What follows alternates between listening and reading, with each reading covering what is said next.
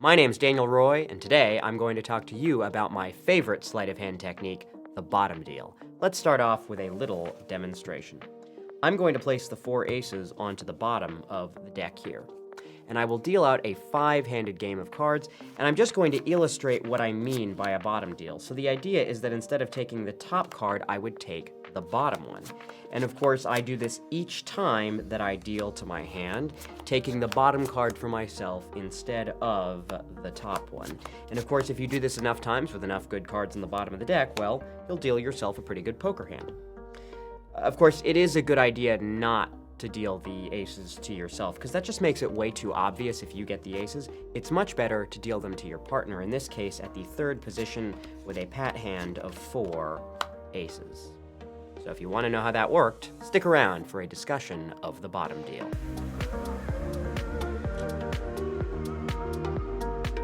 If you want to learn magic, check out my online course, Card Magic 101, and if you want to book a show, live or virtual, you can contact me on my website. Links are in the description. So let's put this move in context. I'm going to use the game of 5-card draw poker, just for simplicity's sake.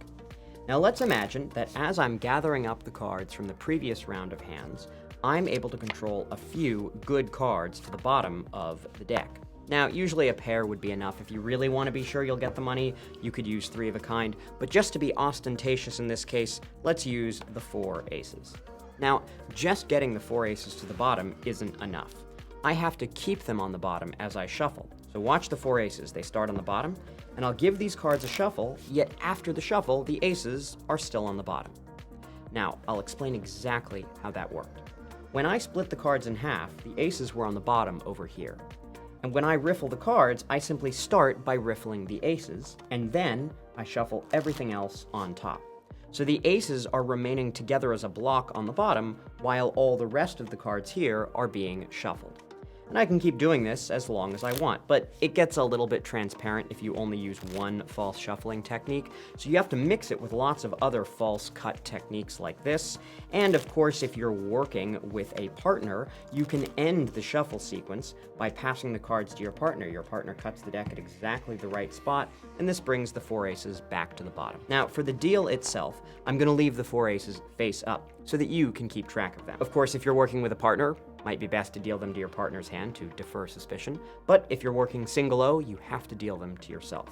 So the 4 aces begin on the bottom, and I'm going to deal out a 5-handed game like this, and each time I deal to myself, I pull an ace off of the bottom.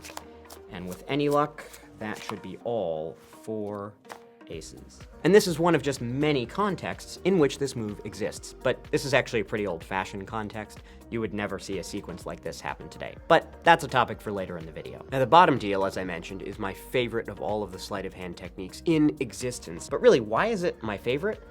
Honestly, I don't really know. But maybe by making a video about it on the internet for a bunch of people, I'll figure it out. Here goes. Now, virtually every sleight of hand technique uses the left hand and the right hand. In the bottom deal, the left hand grips the deck and the right hand takes the card. So let's tackle this move one hand at a time, starting with the left hand. So what is a grip? Well, a grip is how you hold a deck of cards. It's how your hand molds around the deck. And there are many different grips in existence. For example, this is what you might call a mechanic's grip because there are 3 fingers on this side and 1 finger at the outer end. This would be called a full grip because there are 4 fingers on this side of the deck. This would be called a straddle grip because you've got the index finger here, the little finger here, and 2 fingers on the side. An Erdnase grip is a little different because in the Erdnase grip, you put 2 fingers at the outer end and 2 fingers along the side. So why is it called the Erdnase grip? That's because it was published in this book right here, The Expert at the Card Table, published in 1902 by S.W. Erdnase. Now, S.W. Erdnase is an anagram. If you spell it backwards, it reads E.S. Andrews. But to this day, no one actually knows the author's true identity. There are a number of theories out there, but none of them are quite sturdy enough to be definitive. Now, Erdnase was clearly a sleight of hand expert for writing this book, but he claimed to be a card cheat, and it's not even clear that that was true. Regardless, in this book on page 52, coincidentally, 52 cards in the deck, this is the page the bottom deal was described on, he describes the bottom deal. And if you look closely at the illustrations, you'll see the grip that was described here with 2 fingers at the outer end and then 2 fingers here on the side. Really, what's going on in the Erdnase bottom deal is this. I'm exerting diagonal pressure between my left second finger and the base of my palm. And while holding the cards in this grip, my left third and fourth fingers are going to reach up and push out the bottom card like this. This allows my right hand to come in and secretly take this card off the bottom. And the reason that these fingers have to do so is because this middle finger is clamping the deck in place. Buckling this card downward frees it from the middle finger and allows you to push it out to the right so it can be taken in the right hand. So let's take a look at the Erdnase bottom deal in action. The 4 aces begin on the bottom of the deck.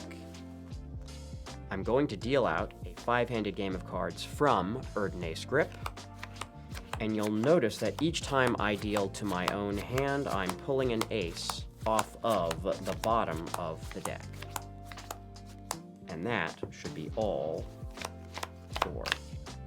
But there are some mechanical problems with the Erdnase bottom deal technique. In order for me to reach up and push that bottom card out, my left third and fourth fingers have to move up and they have to flex. And when they flex, you'll notice the knuckle of my third finger here pokes down below the line of my left middle finger. It protrudes downward, and an observer might see this. This is a sign that I'm doing this specific bottom deal technique, and we call this knuckle flash, when you see the knuckle protrude below the middle finger when it really shouldn't be there. Furthermore, when I then go to push the card out and take it, there's a lot of room here for these 2 fingers, my left third and fourth fingers, to move back and forth like this, and this is called flutter. It's called finger flutter. It's possible to grab air, which means I would reach in with my right fingers and grab nothing because the card just won't come free. And that's pretty awkward if you're dealing cards around the table and you deal to yourself. Even worse, you could get the card halfway out of the deck before it gets stuck. It would look something like this.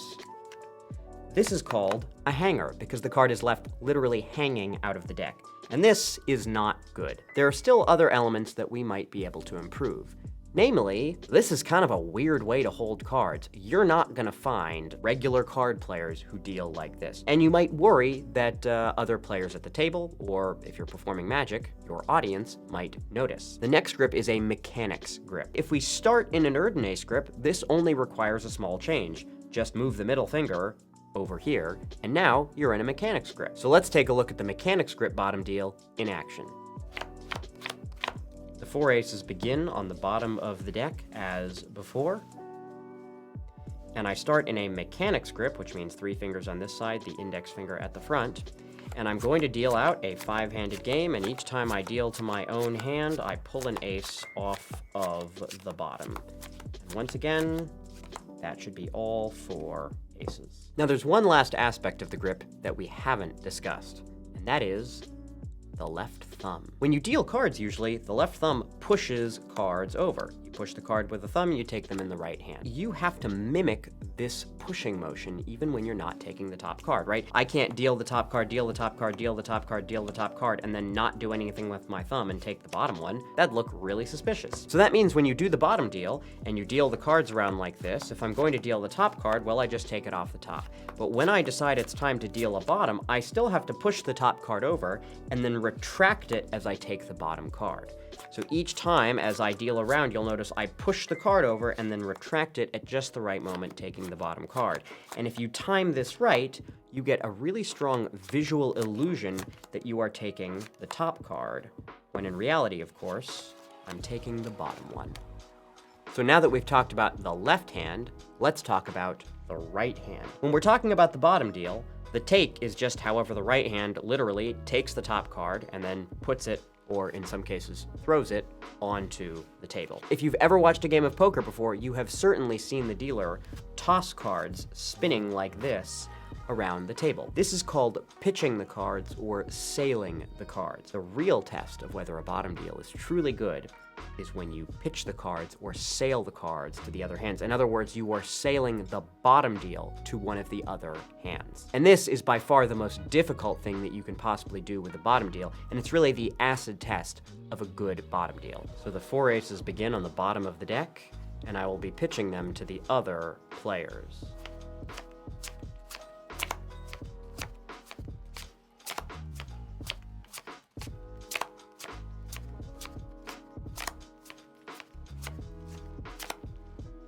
And you can see the bottoms have been dealt to my partner sitting at the 4th position. Now so far we've limited ourselves to takes that keep the card parallel with the table. But what if we talk about takes where you're allowed to turn the card over?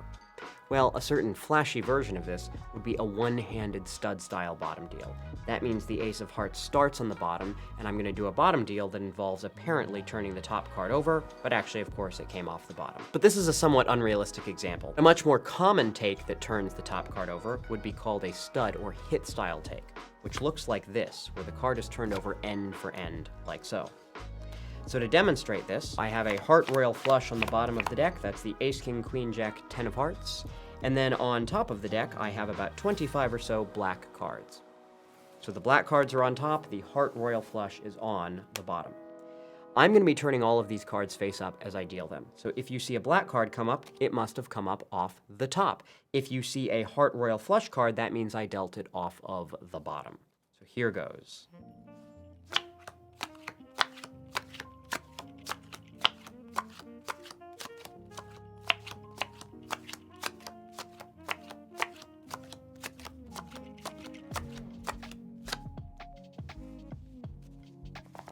There's one other consideration with the take that people don't often talk about, and that is the sound. Your bottom deal doesn't just have to look like your top deal, it has to sound like your top deal as well, right? There's a distinct sound to dealing a card.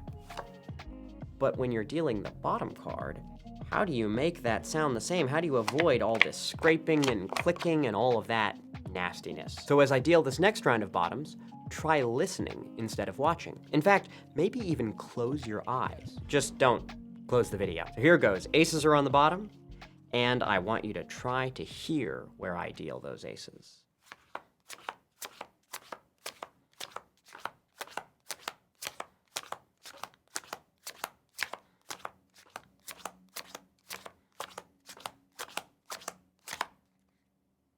Any guesses?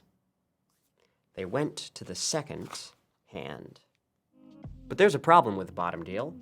It's a dead move. See, no one plays draw poker anymore these days. Texas Hold'em is the predominant form of the game. And in Texas Hold'em, each player is dealt 2 cards, and then there are 5 community cards in the middle. This is the type of poker you'll see if you ever watch it on TV. Now in Texas Hold'em, they use what's called a cut card. That's going to be a joker or often a plastic card, and it would go onto the bottom of the deck. So let's say I wanted to bottom deal the 2 red aces to myself in Texas Hold'em. The joker, or the cut card, goes on the bottom. So if I tried to do a bottom deal, I would deal the face-up joker, which would make it really obvious that I was cheating. Yet it's even possible to deal those aces off of the bottom despite the presence of the cut card. It would look like this. So I'll deal out a game of Texas Hold'em, dealing 2 cards to each player, and you'll notice the joker's still there, but those aces are gone because I've dealt them into my poker hand.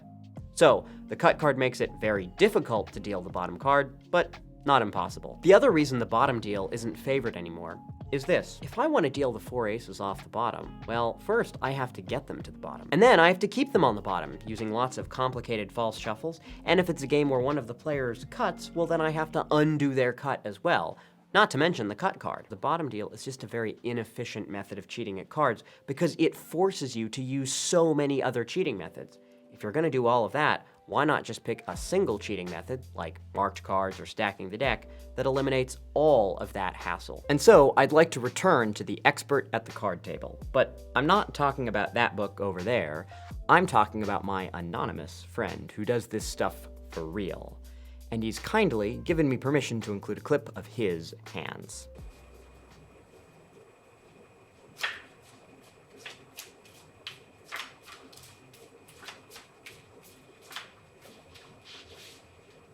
And that's what this move looks like when it's done in truly expert hands. But for the rest of the video, you'll just have to put up with me. So at this point, after I've explained so much about the bottom deal, the technical developments, the history, my journey, you might think that you have a pretty good idea of what to look for, how to detect the move. So let's put that to the test. Why don't you try to catch me? I will put the 4 aces onto the bottom of the deck, just as we have done many times before. And I will now deal a 5-handed game. Here goes. And of course, as I deal, your job is to try to see where I deal the 4 aces. So keep an eye out for everything we've talked about. You can see the aces are no longer on the bottom, so they must be in one of these hands. Now, if you thought they went to the first hand, well, that's not quite right, because that's where I dealt the 10 of spades, the 10 of diamonds, the 10 of clubs, and the 10 of hearts. If you thought it was the second hand, well, sorry, that's the 4 jacks. And if you thought it was the third hand, not quite right, that's where I dealt the 4 queens. And if you thought it was the fourth hand, well, no luck there, that's where I dealt all 4 kings. The 4 aces went to my own hand, the hearts, the clubs, the diamonds, and the spades, and that is the bottom deal. Now, as I mentioned earlier, the bottom deal is my favorite sleight of hand technique of all time. But why is it my favorite? Well, the bottom deal was the very first gambling sleight of hand technique that I ever learned. It was sort of my first love in that arena. And I remember finding it very daunting and very frustrating, and I was just banging my head against this technique over and over for about a year, wondering if I'd ever be able to learn it. And I distinctly remember this one night, I was visiting some family in Los Angeles, so I was in the corner of a hotel room at like 1 a.m. It was dark, I was trying not to make noise, I should have been in bed by that point, and I was incessantly practicing the bottom deal, wondering why it just wouldn't work in my hands. And then I had an epiphany, a slight change to the rotation of one of my fingers, and it sort of unlocked the next level of the bottom deal for me.